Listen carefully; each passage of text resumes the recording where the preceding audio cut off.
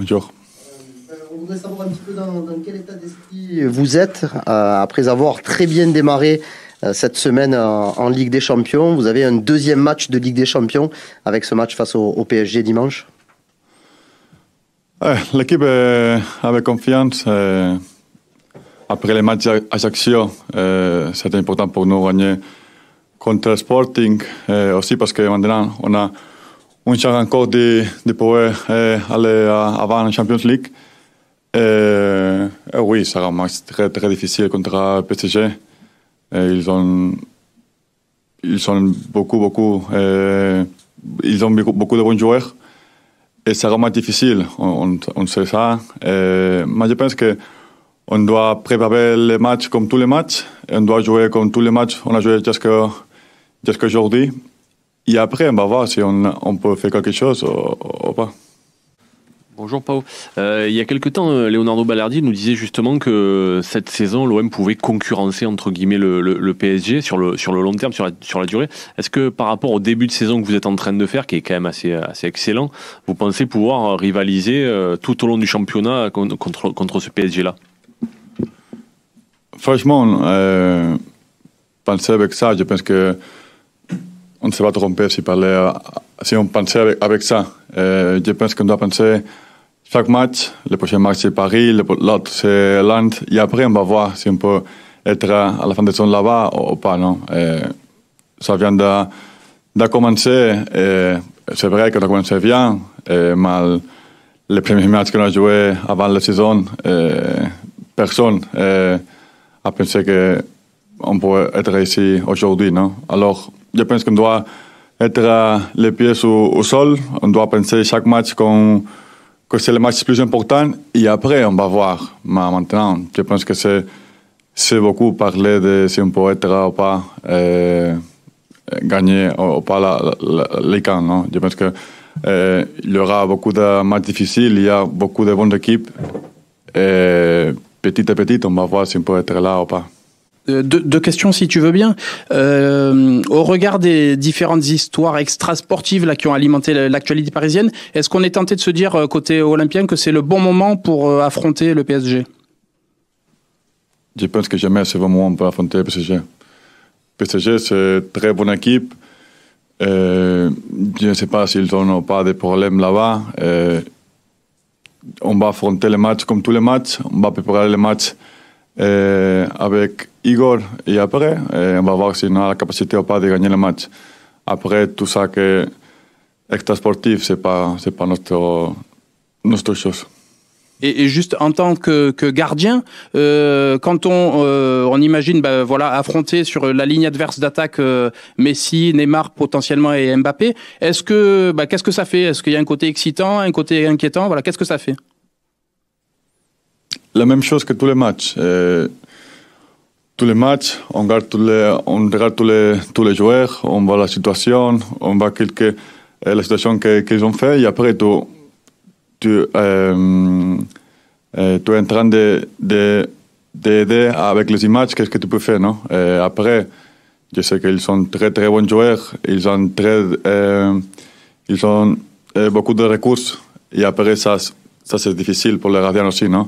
Mais après, ça ne change rien pour moi. Bonjour Pau. Jusqu'ici, tu avais fait des clean sheets, enfin vous aviez fait des clean sheets contre plutôt des petites équipes, Angers, Clermont, Auxerre et Nice en championnat. Là, en Ligue des Champions, tu n'as pas pris de but, vous avez gardé la cage inviolée. En quoi est-ce que c'est important pour toi déjà cette statistique de clean sheet et en quoi ce match de Ligue des Champions ça peut vous aider contre le Paris Saint-Germain qui est une équipe de Ligue des Champions voilà. En quoi la bonne défense à Lisbonne sans prendre de but ça peut vous aider face au PSG? Oui, laisser la porte à zéro c'est bon pour l'équipe. Ça c'est pas pour moi, sinon pour l'équipe c'est bon. Ça c'est pour que l'équipe défensivement, il travaille beaucoup, il court beaucoup, et ça c'est bien. Ça c'est bien parce que au moins tu as un point. Après, contre Paris, sera aussi, je pense que ce sera un aspect pour nous parce que pour avoir la but à zéro sera très très difficile. Mais je pense que c'est un défi. C'est un défi pour tout le monde, non? Pour voir vraiment notre niveau cette saison contre une grande équipe. Et c'est seulement ça. Je sais que pour la gente, c'est très important ce match ici. Mais pour nous, c'est les mêmes 3 points qu'on a perdu à Ajaccio. Ce sont 3 points, on a perdu à Ajaccio. Et maintenant, on doit faire quelque chose. On doit être bien sur le terrain pour essayer de prendre les 3 points là-bas. On va voir si on a la capacité ou pas. Mais après, avec la mentalité, chaque match, on sort avec la mentalité de gagner. Après, si on ne peut pas, on va voir. Bonjour Pao, tu parlais tout à l'heure, on parlait tout à l'heure du contexte extra-sportif lié au PSG, mais sur un plan sportif, le PSG semble un peu avoir ralenti sa cadence. Là, il reste sur une victoire dans les dernières minutes contre Nice et 3 matchs nuls. Est-ce que tu as regardé un petit peu leur dernier match? Qu'est-ce que tu penses de leur passe sportive du moment? Est-ce qu'il n'y a pas une chance à jouer de ce côté? Franchement, je ne regardais rien de Paris pendant la saison. Mais après, sont joueurs de très niveau. Je pense que pour eux aussi, ça sera un match important. Alors, je pense c'est pas la même mentalité qu'ils vont avoir dimanche qu'ils vont avoir avec les matchs derniers. Non? Alors, je pense qu'on doit attendre les meilleurs paris, les meilleures performances de tous les joueurs. Et après, on doit être à 100%. On n'a pas fait des erreurs parce que les erreurs, chaque match, se pénalise beaucoup. Et on doit être avec cette mentalité, non? De faire un match parfait, mentalement, physiquement. Et après, c'est un peu de chance de faire quelque chose. Est-ce que tu peux nous parler de l'influence positive de Matteo Guendouzi sur l'ensemble du groupe? Il a acquis une statut de leader aujourd'hui. Comment vous le vivez, vous? Comment il est avec vous au quotidien dans le vestiaire? Non, Matteo, c'est un joueur qui aime beaucoup le foot. Tu vois que c'est un joueur un peu différent de le reste. Je pense que lui, c'est un gagnant, ça s'appelle en français? Lui, c'est un gagnant. Même à l'entraînement, il déteste quand il perd, il s'énerve. C'est un joueur qui aime beaucoup le foot, aime beaucoup jouer au ballon. Et après, c'est un joueur très important pour nous. Non? La dernière saison, il a joué 60 matchs, je pense, il a joué tous les matchs. Non? Ça, c'est parce que c'est un joueur différent. Et cette saison aussi, il a joué beaucoup, il a joué très bien. Il a eu une petite blessure, maintenant il se sent bien. Alors, pour nous, c'est important lui. 2 questions, s'il te plaît, Pao. La première, sur l'importance de ce match. On entend bien ce que tu nous dis. C'est vrai que le point comptable, c'est toujours le même. 3 points Ajaccio, 3 points Paris Saint-Germain. Mais par contre, vous avez tous conscience que ça reste un match très particulier, même si les deux clubs ne sont pas sur les mêmes niveaux, notamment financiers. Les Marseillais ne se déplaceront pas au parc. Et donc, ils attendent quand même quelque chose de très fort de votre part, même si sur le papier, les faveurs du pronostic vont plutôt du côté parisien, mais vous êtes très attendu par les Marseillais, quoi. Oui, je sais, on sait ça, vraiment, on sait ça. C'est dommage qu'ils vont rester ici. Je pense que pour le foot, en général, ce serait bon pour tout le monde que tous les fans, non seulement marseillais, tous les fans, je pense que pour aller à l'extérieur, parce que c'est même en Espagne, par exemple, le derby de Betis-Sevilla, c'est très chaud. Et chaque match, il y a l'autre équipe dans le stade, non?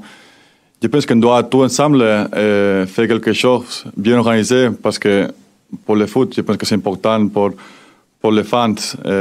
On doit être un peu de respect. Et je pense qu'on a une société un peu civilisée pour faire ça, non? Pour moi, si tu donnes un message que c'est pas bon, non? Tu ne peux pas aller à Paris parce que tu n'es une bonne personne, tu te trompes, non? Je pense qu'on doit faire quelque chose aussi quand ils viennent ici, non? Quand Paris verra ici, c'est la même chose. Il y a quelqu'un de Paris qui va venir ici, on peut venir ici à regarder les matchs, non? Alors, je pense que tout ensemble, on a fait quelque chose, faire les choses bien organisées, après, ça sera mieux pour le foot, non? Et c'est toi qui es en conférence de presse aujourd'hui. Historiquement, c'est toujours un joueur très important du vestiaire et du terrain qui est en conférence de presse avant le match face au Paris Saint-Germain. Est-ce que tu sens que tu es en train de passer un palier à Marseille Parce que la première saison a été très intéressante, que tu as partagé avec Steve Mandanda, mais depuis ton retour de blessure, on te sent encore plus serein et bien dans tes buts. Je me sens bien, vraiment, je me sens bien. Je sens que j'ai amélioré respect à la dernière saison. Mais j'ai dans la mentalité d'être encore mieux. Non? Je me sens très bien dans le vestiaire, dans le club, dans la ville. Je vous ai dit quand je suis arrivé ici que depuis que je suis arrivé ici, j'ai changé la mentalité. Ça que j'avais perdu à Rome, ça je l'ai récupéré. Et je me sens très très bien avec les fans. Je sens le support des fans. Je les remercie toujours parce que pour moi sont importants. Et ce que je peux faire, c'est continuer comme ça, améliorer chaque jour et aider l'équipe si j'ai la possibilité. Oui, bonjour Pau. Alors, les matchs du PSG, il y a souvent un penalty en faveur du PSG pour débloquer la situation. Est-ce que vous avez une façon de travailler là-dessus? Est-ce que vous avez regardé comment Neymar, par exemple, a sa façon particulière de tirer les pénaltys? Est-ce que ça se travaille? Oui, on regarde tout. C'est vrai que Neymar, il frappe les pénaltys un peu. C'est difficile pour le gardien parce qu'il regarde beaucoup les gardiens. Oui, on regarde toutes les choses, les pénaltys aussi, mais non seulement les paris, sinon tous les matchs. Une question sur le style de jeu d'Igor Tudor, qui te demande peut-être beaucoup moins de jeu au pied que sous Sampaoli. Malgré tout, à Lisbonne, dans les 20 premières minutes, tu as été très précieux dans ce secteur-là. Alors, est-ce que pour toi, c'est beaucoup plus confortable, ce système de jeu? Tu peux davantage te concentrer sur les tâches de gardien de but, finalement? Je dois faire ce que le coach me demande. C'est vrai qu'avec Sampaoli, on a joué beaucoup plus avec les pieds. Mais Igor aussi, il peut jouer avec les pieds. Peut-être il ne va prendre les risques qu'on a pris avec Sampaoli, mais il aime aussi jouer dans les gardiens. Mais après, je pense que chaque joueur, on doit faire ce que les coachs demandent, non? Si le joueur a la capacité d'adapter de chaque coach, je pense qu'il a beaucoup plus de possibilités de jouer chaque match, non? Et après, c'est un peu ça, non? Vrai, les choses que me dit Igor, j'essaie de faire sur le terrain et c'est seulement ça. Est-ce que c'est lui qui a joué à ta place la dernière fois parce qu'Igor Tudor voulait lui donner du temps de jeu? Est-ce que tu peux nous raconter ta relation avec Ruben Blanco? Oui, j'ai très très bonne relation avec Ruben. J'étais avec lui avec Espagne et depuis qu'il est arrivé ici, j'ai essayé d'aider à lui parce qu'il a resté toute la vie à Vigo et c'est aussi difficile pour lui d'arriver dans un club comme ça. Tu ne parles la langue, c'est difficile. Et je suis content pour lui. Il a pu jouer le dernier match contre Ajaccio. Il mérite tout parce qu'il s'entraîne toujours très bien. Il est très bien avec moi, avec Simon. Il est toujours content. Et il m'aide beaucoup. Et pour moi, chaque chose positive qu'il peut passer à lui sera bon pour moi aussi. Dans pas très longtemps, il y a l'annonce de la sélection pour la Coupe du Monde. Ça fait longtemps que tu n'as pas été avec l'Espagne, mais les gardiens espagnols ne sont pas non plus transcendants dans ce début de saison. Est-ce que tu te dis que tu as encore une petite chance? Franchement, je ne pense pas avec de la sélection. Je pense seulement avec Marseille. Je pense que ce que je dois faire ici. Et après, si le coach m'appelle, ça sera extraordinaire pour moi. Mais je pense seulement avec Marseille.